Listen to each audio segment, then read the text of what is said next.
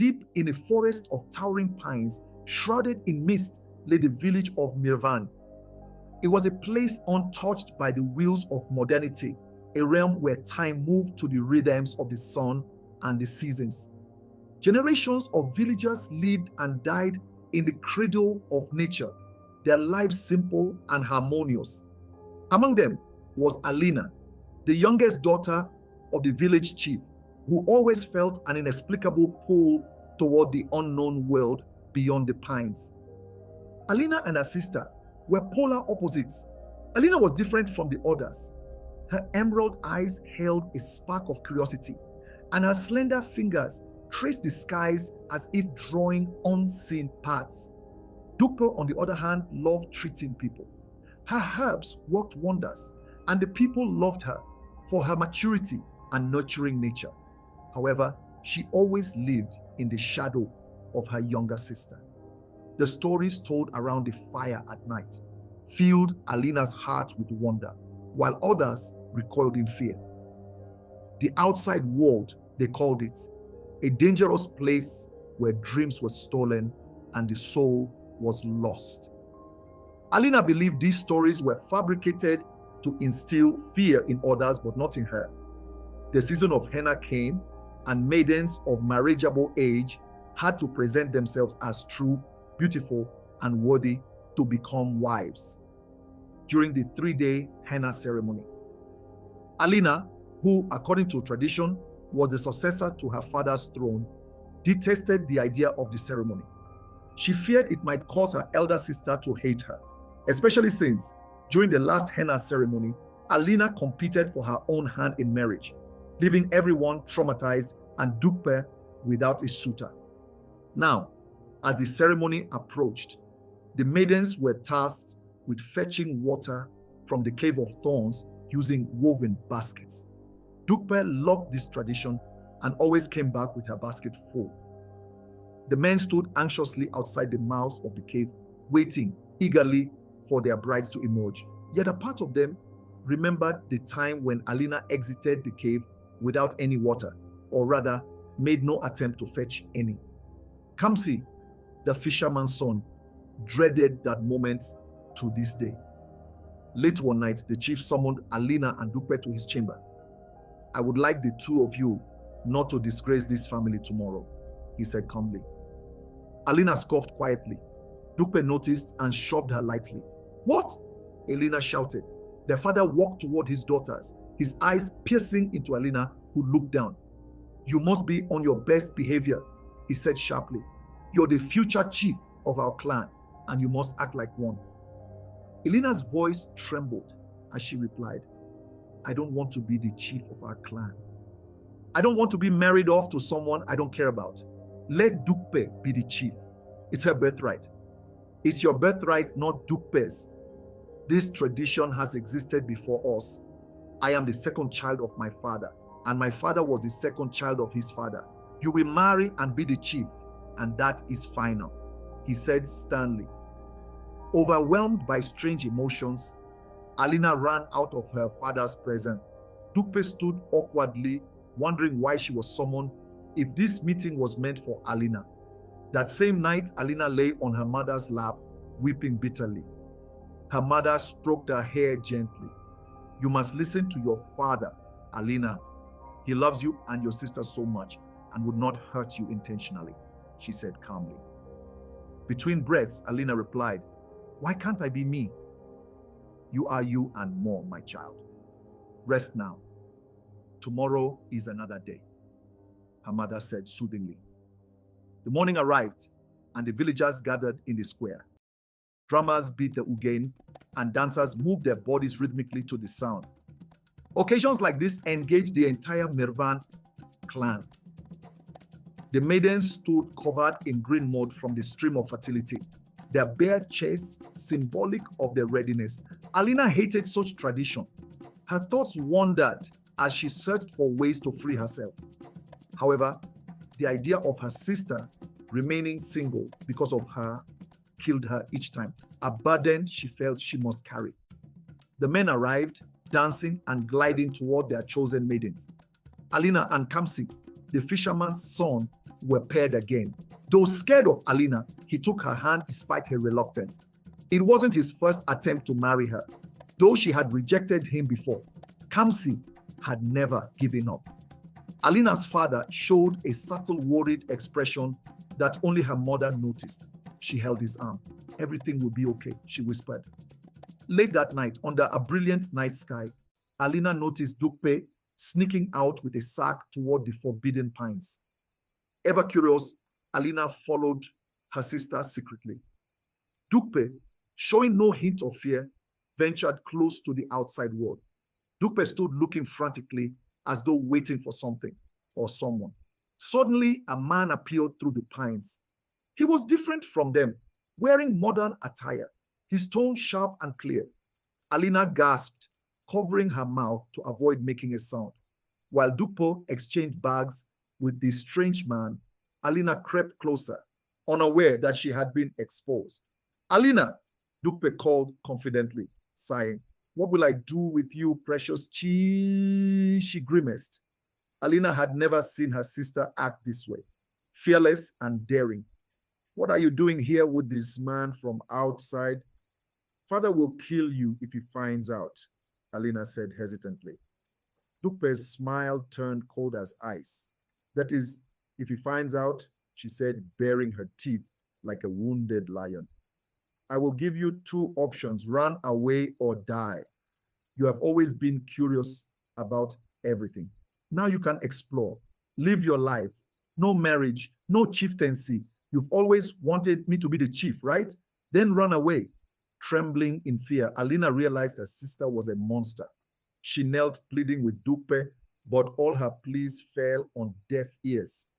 Caught between love for her home and the pull of the unknown, Alina decided to run. Yet deep down, she knew she must return to expose her sister.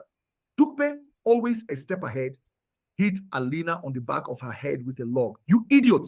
Dukpe spat. "I've held my anger for years." Alina, slipping into a coma, muttered incoherent words as Dukpe left her sister's body to the mercy of wild beasts. Dukpe returned to the village before dawn, carefully hiding the bag she had brought. She lay on her bed with a sly smile, knowing her dreams were nearing fruition. Not only would she marry the man of her choosing, but she would also finally claim the position of chief, a role she secretly admired all her life. The next morning, the final day of the henna ceremony began. Maidens stood beside their chosen men, covered in ceremonial decorations. The drums boomed, the dancers twirled, and the clan was abuzz with festive energy. Alina's absence went unnoticed at first. It wasn't unusual for her to reject traditions. However, the ceremony took a somber turn when a village guard rushed into the square, holding Alina's blood-soaked clothing. "I think Chief Alina is dead," he stammered, barely able to breathe. At first, confusion spread among the villagers, but the realization of the news gripped them and mourning wails erupted. Alina's father stood frozen in disbelief, his shoulders sinking. Her mother collapsed into tears. Only Dukpa remained eerily calm, her cold smile hidden behind a veil of fabricated sadness. Among the crowd, Kamsi's face paled as he noticed something off about Dukpe's demeanor. Her feigned tears and forced grief did not fool him. Determined to find out what had happened, Kamsi set out in search of Alina that very night. The forbidden pines loomed like dark sentinels as Kamsi cautiously ventured into their depths. After hours of searching, he felt despair creeping in, but he pressed on, determined not to give up. Just as he was about to turn back, he heard a faint noise. Heart pounding, he followed the sound and found Alina, barely alive, her breath shallow. "You're alive," Kamsi whispered, overwhelmed with relief. "I'll get help," but Alina clutched weakly at his arm. "Don't leave me." Seeing her frailty, Kamsi decided to nurse her where she lay. He lit a small campfire and used his cloth to cover her as she regained strength. Throughout the night, he watched over her, his emotions a mixture of relief and growing admiration. By morning, Alina was strong enough to recount her encounter with Dukpe and the outsider. Anger and sorrow filled Kamsi as he listened. Despite her physical pain, Alina knew what she had to do. I must return to the village and expose Dukpe, Alina declared, her voice steady but weary. Kamsi hesitated. If we go back, it might not end well. Are you sure about this? I have no choice, she replied. My people need the truth, even if it means putting myself in danger again. With Kamsi's support, Alina stumbled back to Mirvann. Meanwhile, back in the village, the final stages of the ceremony had begun. Dukpe and her chosen husband knelt before the chief to receive the clan's sacred crown. Just as the crown was about to touch Dukpe's head, a weak but resolute voice broke through the ceremony. Stop! The villagers turned to see Alina, supported by Kamsi. Gasps and whispers rippled through the crowd as they stared at her bruised body and tattered clothing. Her mother ran to embrace her daughter, tears streaming down her face. What happened to you, my child? We thought you were gone, her mother cried, half laughing, half weeping. Dukpe's confidence wavered. She shook her legs uncontrollably, panic bubbling beneath the surface. Why can't you just stay dead? She whispered under her breath. Alina looked her father in the eye. I must tell you all something. What happened to me was no accident. She took a deep breath. Dukpe betrayed us. She has been trading with outsiders, exchanging our treasures for goods. I saw it myself. The clan erupted in shock and anger. The chief glared at Alina, his disbelief mingling with rage. Do you realize what you're accusing your sister of? He asked sternly. Before Alina could reply, Dukpe took a step forward, a knife hidden behind her back. She forced a strained smile as she addressed the crowd. Yes, it's true, Dukpe began, her voice dripping with mock sincerity. I found a path through the pines, and yes, I traded with outsiders for medicines that you all have benefited from. Gasps rippled through the crowd as her words sank in. The chief, unable to control his anger, struck Dukpe across the face. What have you done? He bellowed. You brought shame upon this family. Dukpe's eyes flashed with fury. Shame? You brought this on yourself. You've always treated Alina as the chosen one while I stood in her shadow. Now watch me finish what I started. Before anyone could react, Dukpe lunged at Alina with the knife. Their mother stepped in to shield Alina, and the blade struck her instead. Gasps filled the air as the mother crumpled to the ground, clutching her bleeding wound. Alina cried out as her mother collapsed, clutching her hand. Her father, stunned, fell to his knees, unable to process the weight of his family's fracture. Mother, stay with me. You're going to be all right, Alina pleaded, her voice trembling as tears streamed down her face. The clan's best healers rushed forward, carrying her mother into a hut to tend to her wounds. Even in pain, her mother whispered Dukpe's name, her face etched with sorrow. Determined not to let her sister escape unpunished, Alina turned to Kamsi. We must find her. If we leave her out there, the pain she feels now will only consume her further. Kamsi, though reluctant, nodded, seeing the resolve in Alina's eyes. The two ventured into the night, guided by faint tracks Dukpe had left in her haste. They reached the cave of thorns, where Dukpe knelt trembling, her hands shaking as she wept. Shadows from the flickering light cast an eerie glow around her broken figure. Dukpe, Alina said softly, stepping closer. It's over. Come home. Dukpe looked up, her eyes wild with fear and guilt. I can't, she said, her voice cracking. I've done too much. I've killed our mother. The village hates me. You hate me. I don't hate you, Alina replied firmly. You're my sister. We can fix this together, but you have to stop running. Dukpe scoffed bitterly. Stop running? All my life I've been running from father's indifference, from the shadow you cast over me. And now it's too late. Tears welled in Alina's eyes.